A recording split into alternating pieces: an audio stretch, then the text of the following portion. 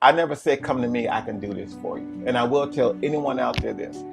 If you talk to someone, you go see someone, and they tell you what they can do for you in a certain amount of time, get up and walk out the door.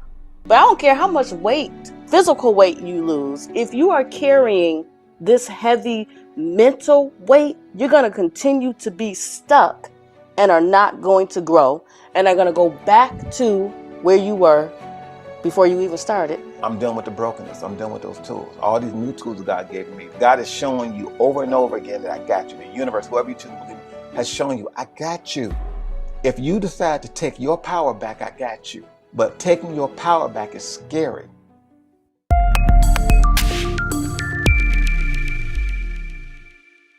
Hello, everyone. It's Dr. Lisa L. Campbell, the Growth Motivator, and I am back for another episode of the Growth Motivator Live. Today's episode focuses on a topic that is near and dear to my heart. If you've read my new book, Grow With Me, you should be familiar with Chapter 7. Chapter 7 focuses on weight, WEIGHT,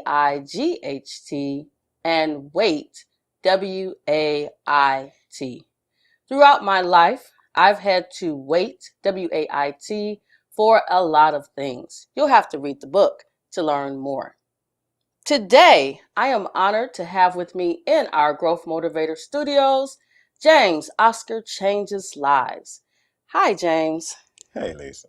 How are you? I have no complaints. Awesome, awesome. Well, I want to thank you so much for joining us today in the studio. I know that this topic is going to set a lot of people free because I know you're going to talk about some things that are going to give our listening and viewing audience some food for thought, literally some food for thought, and some words of wisdom based on your experience. So why don't you tell our listening, viewing audience who you are and who you serve? So you want me to be, first of all, you want me to be bluntly honest? Absolutely. I want you to be your authentic self because guess what? Authenticity is what sets people free. And maybe today they're not ready to receive it, but at some point they will be. You just be the messenger and let them deal with their own mess. I like it. All right. James Oscar changes lives, and I just believe in serving the people that's ready for their change. It's not Whoa. easy. And serving the people that's willing and ready to just embark on their journey. You know, and understand it's going to be new, it's going to be hard, and you have to decide to be courageous. You know, it's one thing I've learned working with people. You have to decide to be courageous and own your journey, the new part of your journey. Because at every different season of your growth, it's a new journey. So if you're ready to own it, you can do some things, some amazing things. You have taken my breath away because I was talking to my husband and a few of my friends about the current season that I'm in. And it's a season where I've gotten comfortable being uncomfortable. That's a scary place. It's so scary because the unknown that is in front of you, I'm just trusting and believing in my higher power that everything is going to work out. Some people can't go down that journey because they are afraid of what they can't see. So being comfortable, being uncomfortable is where I'm at. See, I just feel that, and that's the beginning of the key of the process. Being willing to be uncomfortable. When I talk to people and they come and they say, well, I can't seem to find my purpose. I said, no, you can't seem to want to own your purpose. Don't tell me you can't find it. You don't want to own it. Because if I've had this thing where I sit with people, and a long time ago I developed a form and I revised it over the season, especially since the pandemic ended. I revised it, and I sit down with them and I say, okay, fill this out. And I say, it's gonna take us a little time, and we don't have a discussion. We don't go through every season of your life from adolescence. And I'm going to say, he showed you a tool there. He showed you a tool there. He showed you a tool there. So now all these tools go in your toolbox of life. Now, you don't have to open them. The tool you learned at 15, 16 that he showed, you don't have to own it. And the tools, some of the tools are broken tools. Some of the tools aren't the tools that you need down the road. Some tools are just lesson tools, and they're broken. They come from the broken part of the journey. So you can't really use it. Not yet, because you're not strong enough to use it. It's a broken tool. But as you go on your journey, that's a valuable tool. But a lot of people aren't ready for that. So when they come and say, you're not unpacking. You're still carrying stuff. You're not using any of the tools that you've been given. I said you buried them because you're scared. You can't bury the broken tools. So you can label the tools as hurt, disappointment, anguish, and you get older, and I work with people and they're older, and I say, you're not ready. They say, I can't seem to get this movement of this. I said, it's not the movement. It's the hurt. Because if I don't look at you somewhere in between and beginning those 12 the first 32 times I work with you, sessions I work with you, and I don't see that breaking down, you're not ready for the journey. You're still pretending. Because you're scared to let the hurt go. Let it out. And then when I see that, I'm like, now you're ready. So James, okay, I think what I've gathered is that those that are ready to work with you, you take them through a process and kind of really focusing on their mindset. Yes. Because what I heard you say is that mindset is what's holding them back, not their physical body. Yes. So I never really heard anyone unpack the process like you did. I think the process that most of us are familiar with, oh, it's January 1st. I want to join LA Fitness or all the different clubs that are out there. And I have these New Year's resolutions about how I'm going to lose the weight. And then the parking lot is packed. January, February, March, and then somewhere around April, folks supposedly either got their summer body or they fell off. And you know what I realized? The health clubs are smart because they got them on that automatic subscription payment. And unlike entrepreneurs like us, if our folks stop coming, they stop paying, but we're paying these big companies all of this money on a monthly basis, and they win and we lose because the number of people with heart attacks and strokes and diabetes continues to rise.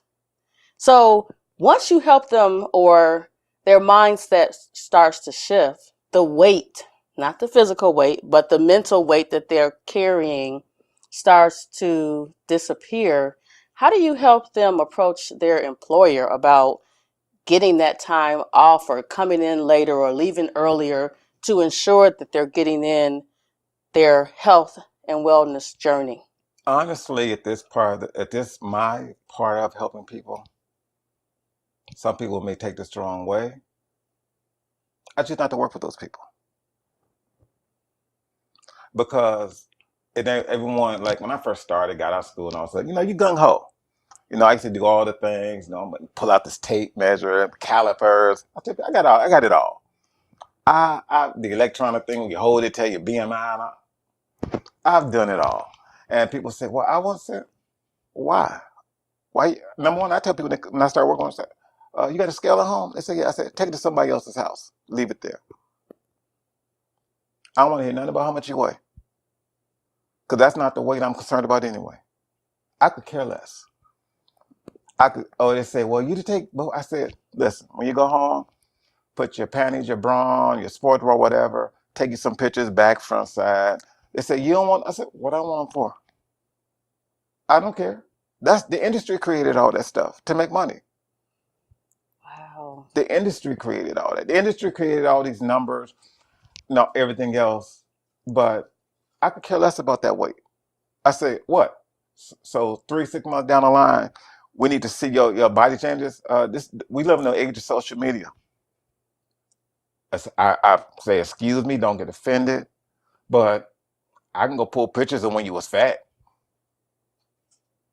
What I need to take pictures now for? And they look at me, I say, see, that's the problem. You want me to cater to your feelings.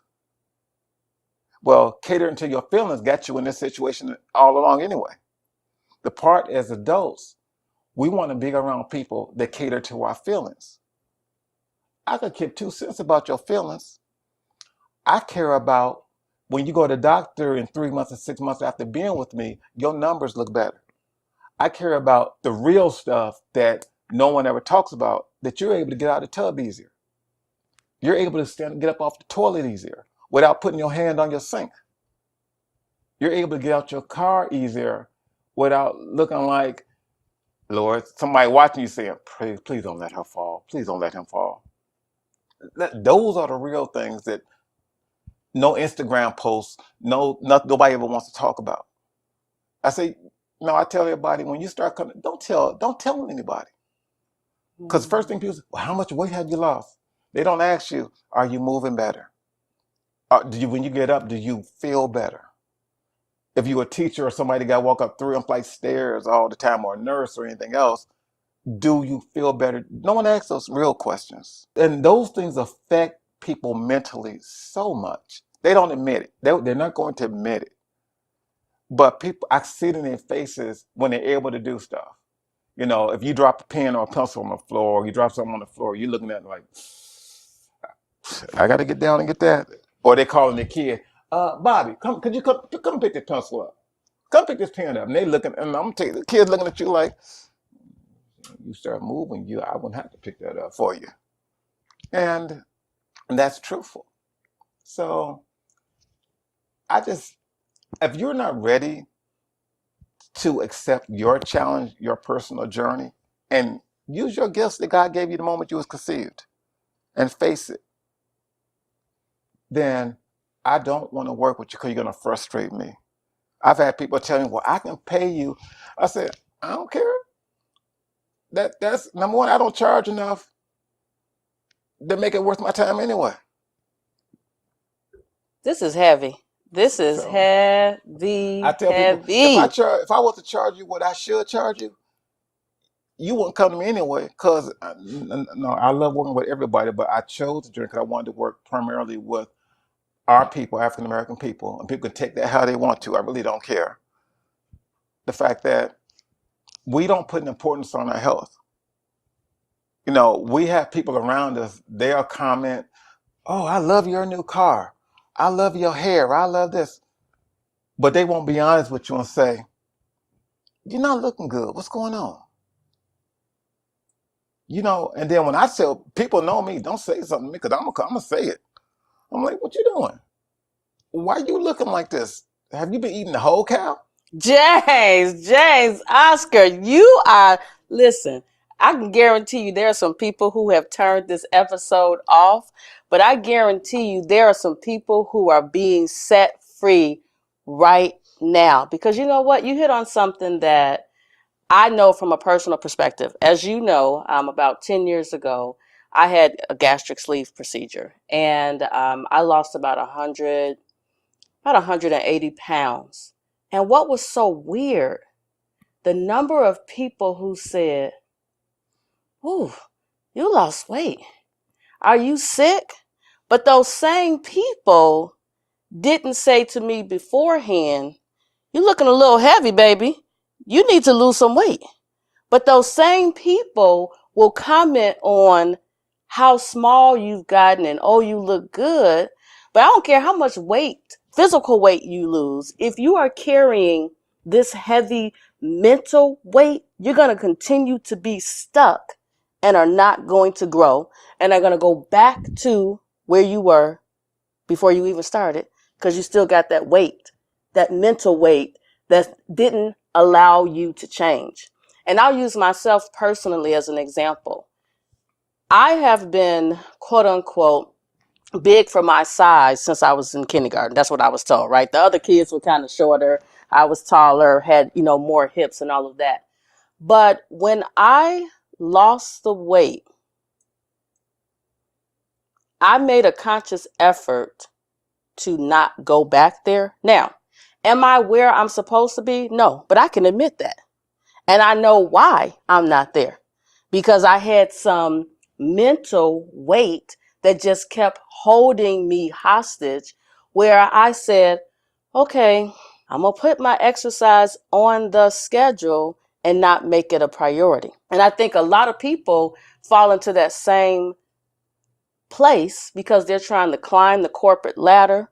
So they feel like, well, if I take off, or if I ask to come in later, if I ask to put my health first, that's going to prevent me from breaking the glass ceiling. Especially as a Black woman, breaking the glass ceiling is a constant battle, no matter how many degrees we have, no matter how much experience we have.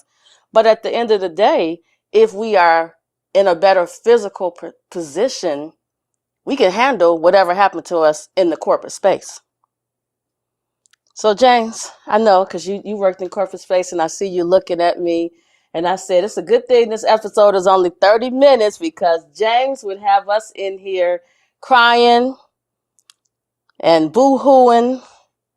But what would you say to that corporate, we'll call him a corporate hero, who honestly is being held hostage by salary and benefits and has neglected them? What would you say the first step would be? Because everybody, first of all, some of the folks have already turned this off because they said, James, Oscar, how you changing lives and you talking to me that way? But you're right. We've been conditioned to the hold this machine here and it's going to give us your body fat and all of that. Okay, now get on the scale. Okay, now it's like you're getting a dress made, because we're going to measure your arms, and custom dress made, right? We're going to measure your arms and all your body part. And then every 3 months, we're going to keep looking at it. When the fact of the matter is, when you put your clothes on, you know that you lost weight in the first place. You don't need a measuring tape to tell you that. So what would you say to that corporate hero? They got the 6 figures. They got the nice car. They got all the things. I can be blunt again? You want me to be blunt? Listen, this is called the Tell It Like It Is, episode number 7. I can't curse, right? No, you can't curse. We can't curse because it might be some older folks, the church folks might be listening. So I need you to just give us just the King's English. When people tell me that, and I've got some of those people currently. I mean, I've got, I deal with the 6-figure people and all that crap. So that's a bunch of bull crap.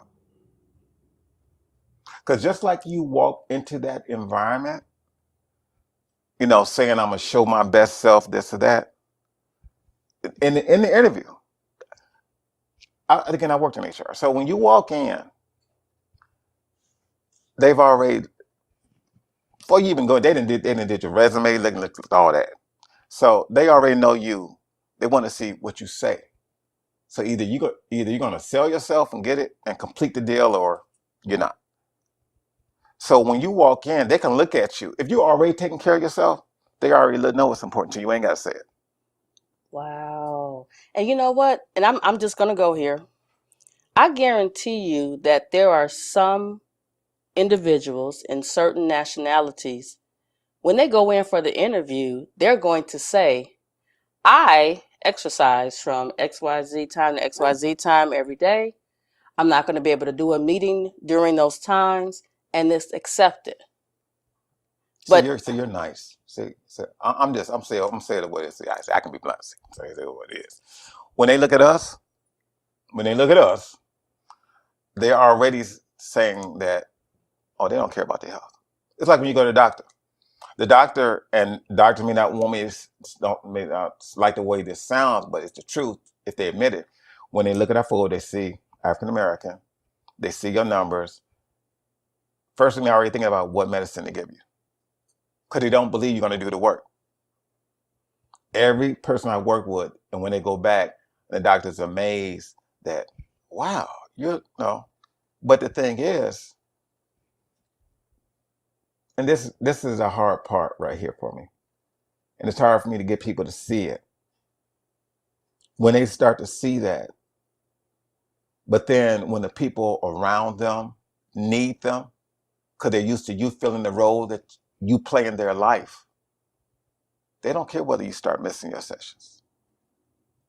They don't care. I had to tell someone recently, I say, it's 7 hours, 7 days a week, and I had figured it out, I can't remember right now, whatever, 7 hours, all those hours are. I'm asking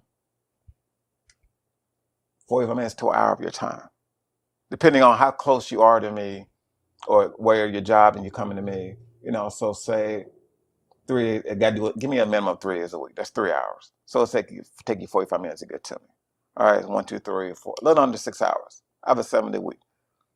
But that impacts so many other aspects of your life. You can't find time for that.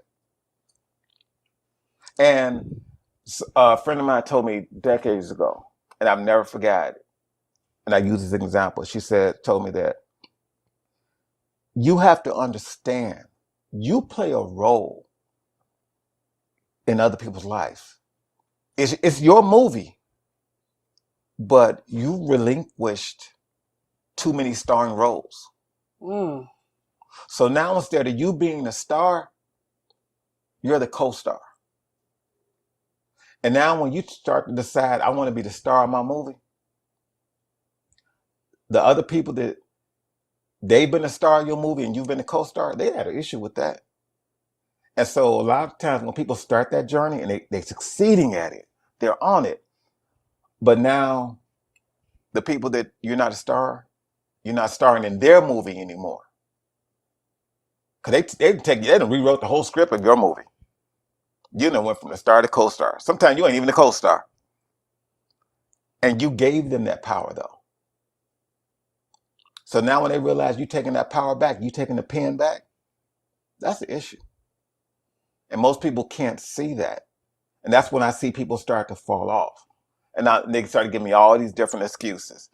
And I was like, you took your power back. But now they're taking it back from you. And that goes back to when I said about those broken tools. You didn't decide that I'm done with the brokenness. I'm done with those tools. All these new tools that God gave me. God is showing you over and over again that I got you. The universe, whoever you choose to believe in, has shown you, I got you. If you decide to take your power back, I got you. But taking your power back is scary because it means those co-stars, you got to do a whole sequel and they can't be in the sequel. So are you ready to have those co-stars saying the negatives about you? Because they are going to do it. You're going to hear from other people what they're saying about you. And it's not going to be nice or pretty. And as we live in a society, everybody want to be accepted. If you want to be accepted, you can't change. Mm. If Say that one more time for the people in the cheap seats. If you want to be accepted, you can't change. If you're so heavy on being accepted, stop telling me you can't find your purpose. Because I tell people, I always look at the Bible as people say it's religious. I say, no, yeah, you can call it that. I look at the Bible as the best motivational book ever written. And I've told people, I said, you say you go to church already, right? So what you go, just to sit in the pew? Because every person that I ever seen that was used for magnificence, they had to be changed first. Their name was even changed. And they were set in the wilderness for a decent amount of time. And that's when I say all the time, and I've made some posts lately that if you aren't willing to sit, you can't hear nothing. And most people, they don't want to be in the wilderness because the wilderness is scary. I've been in the wilderness. It's scary. It's lonely. And I tell people, I've cried. I tell people, I wouldn't be doing what I'm doing if I hadn't sat in the wilderness. And the wilderness is lonely. I've done, I tell people, I can say this. I've done my time sitting at the lounge bar. I've done my time just hanging out in environments that I shouldn't have been in. I had a time in my life where I always tell this story. I was buying cases of beer, a case of beer like every week. And that's not me. And then for like 6 months, I had neighbors, and they used to always like the barbecue on the weekend. They was like, "Well, we was waiting for you to. We didn't go buy no beer. 'Cause we was waiting for you to bring us some." Because I would go home and I would look. I was like, "What am I doing? This ain't me." And I did it routinely for months, and I would go take them the beer. And it's hard. I tell people I can talk about it because I've been there. In the wilderness season, when you're being prepared for something, it's not one. It's not one time. Every season of growth, every season of elevation, it's a period of wilderness in there. And people, they're scared of it. And that's okay. But what you don't do with the fear. If you can do something with that fear and manifest it and make your peace with it, that's a beautiful thing. You know what? I didn't know this episode was going to be this heavy. I knew he was talking about weight, WEIGHT, and waiting, WAIT. But I think that what you've done today is give so many of our listening, viewing audience some literally some food for thought. So we are almost out of time. So I do want to ask you, for those that want to, let's just say, start off by following you, or working with you, because one of the things I've learned in entrepreneurship is that you have to attract those that are ready to work with you, need to work with you, and repel those that don't need to work with you. Because I guarantee you done sprayed some bug spray all over this episode, because there are some people who won't say, I don't like him, I don't want to work with him. And those are the folks that just not ready to work with you. But tell everybody how they can find you on social media. Okay. James Oscar Changes Lives. TikTok, Instagram, Facebook. Type it in. I'll come up. Go to Lisa's stuff. I'll pop up. But most importantly, whether you come to me or not, and I tell people all this time, you don't have to come to me. That's not my journey. Universe and my higher power has shown me they got me.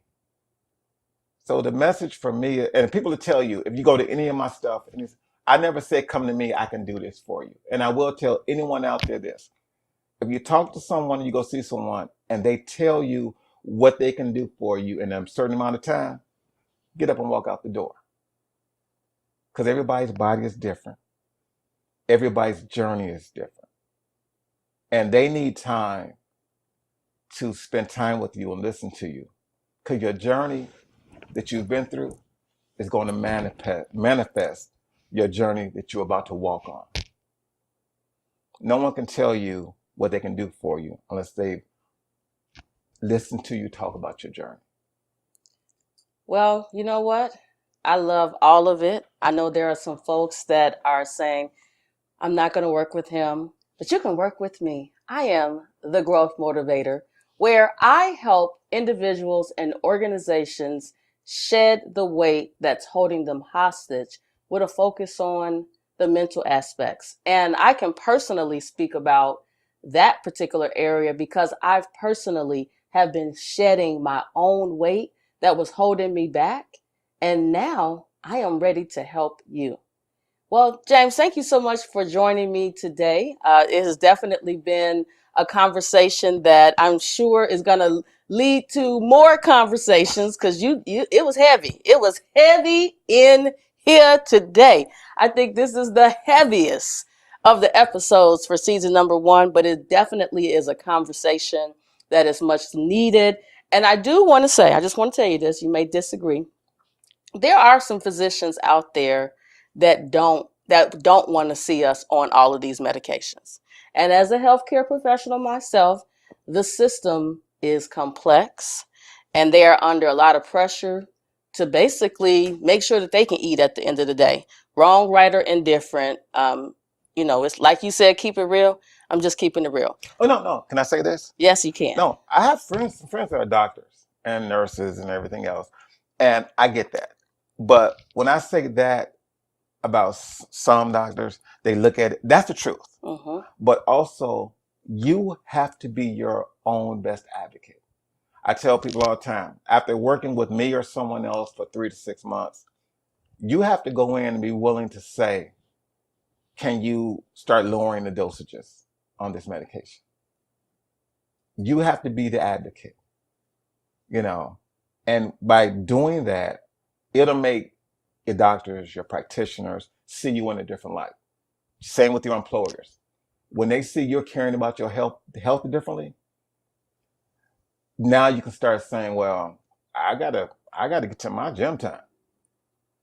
So if you don't, it's like anything in your life. If you don't show people that you care about it more, they won't act like they care about it. Oh, all right. Well, you know what? This is so heavy. We're going to have to end here. James, we definitely will have to have you back in season number 2, because I think there are some folks that need to hear more, but they'll have to wait until season 2. Well, I look forward to season 2. All right, everybody. Thank you so much for joining today. Dr. Lisa L. Campbell, the Growth Motivator, signing off for today.